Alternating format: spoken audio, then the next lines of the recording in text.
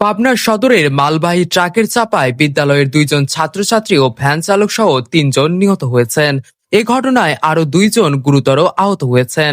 রোববার 26 অক্টোবর সকাল 7:30টার দিকে ঢাকা পাবনা সড়কের গয়েশপুর ইউনিয়নের বাঙ্গাবাড়িয়া নামক এলাকায় এই ঘটনা ঘটে। নিহতরা হলেন পাবনা কলেজিয়েট স্কুল অ্যান্ড কলেজের 4র্থ শ্রেণীর ছাত্রী তাসমিয়া আক্তার, 5ম শ্রেণীর ছাত্র আবু তোহা ও ভ্যানের ড্রাইভার আকরাম হোসেন।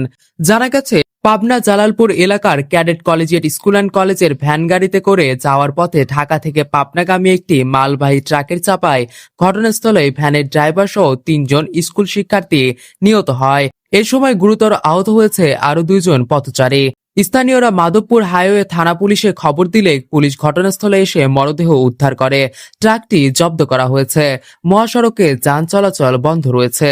মধুপুর হাইওয়ে থানা পুলিশের ভারপ্রাপ্ত কর্মকর্তা মুস্তাফিজুর রহমান ঘটনার সত্যতা নিশ্চিত করেছেন।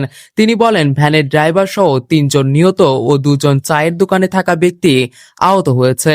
নিহতদের মরদেহ উদ্ধার করা হয়েছে। ট্রাক জব্দ করা হয়েছে। আইনগত ব্যবস্থা প্রক্রিয়াধীন।